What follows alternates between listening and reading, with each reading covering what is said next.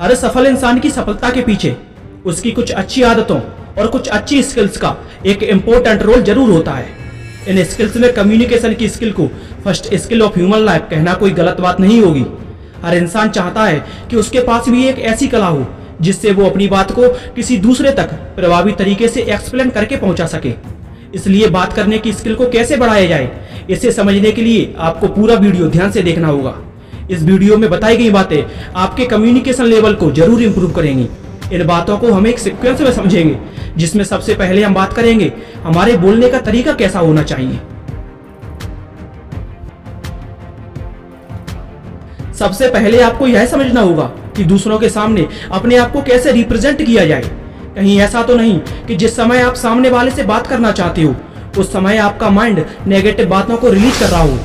इसलिए सबसे पहले खुद को पॉजिटिव बनाओ और श्योर हो जाओ कि क्या आप सामने वाले के मन में अपनी इमेज एक बेस्ट स्पीकर के रूप में बना सकते हो। क्योंकि आज के समय में सब अपनी अपनी जिंदगी में व्यस्त हैं।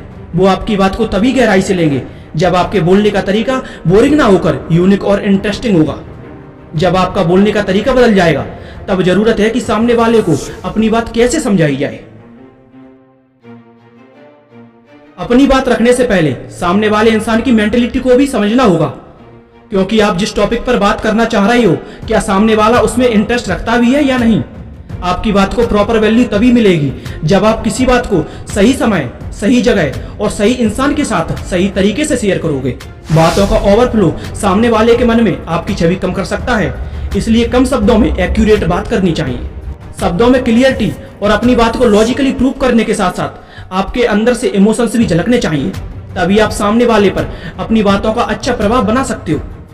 अब आप समझ चुके हो कि सामने वाले से कैसे बात करना है और कैसे अपनी बातों को एक्सप्लेन करना है। तब जरूरत है कि सामने वाले से प्रॉपर फीडबैक भी लिया जाए। प्रॉपर फीडबैक सुनने में यह शब्द आपको थोड़ा डिफिकल्ट लग सकता है, लेकिन इसका मतलब बिल्कुल आसान है कि सामने वाला हमें यह सलाह दे कि हम कहां गलत हैं और कहां सही। खुद की तारीफ सुनना जितना अच्छा लगता है उतना ही हमें अपनी कमियों को भी समझना चाहिए। कभी कभी सामने वाला हमारी फीलिंग्स का ध्यान रखते हुए हमें ऑपोजिट फीडबैक देने से हिचकिचाता है और सोचता है कि कहीं ऐसा करने से एक दूसरे के लिए नेगेटिविटी पैदा ना हो जाए, जिससे हमें हमारी गलतियों के बारे में पता ही नहीं लगता है और ना ही हम उन्हें इम्प्रूव कर पाते हैं। इसलिए हमें सामने वाले को यह भरोसा दिलाना होगा कि उसके द्वारा हमारी बातों पर किया गया रिएक्ट हमेशा सही हो, चाहे वो हमारी तारीफ हो या फिर हमारी आलोचना। इससे हमें यह फायदा होगा कि जब हमें हमारी गलतियों के बारे में पता लगेगा तो हम उन्हें इम्प्रूव भी कर सकेंगे। दूसरों से फीडबैक मिलने के बाद हमें अपनी गलतियों का एक बार फिर से रिव्यू भी करना चाहिए।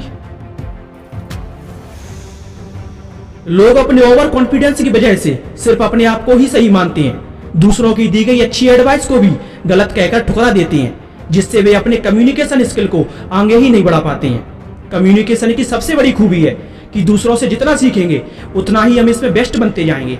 इसलिए हमें दूसरों के द्वारा बताई गई हर बात पर फोकस करना चाहिए, जिसमें गलत एडवाइस को इग्नोर कर अच्छी अच्छी बातों से कुछ नया सीखते रहना होगा। हमें अपने अंदर की कम्युनिकेशन स्किल को इतना डेवलप करना होगा कि यह हमारे लिए स्किल ऑफ सक्सेस बन जाए।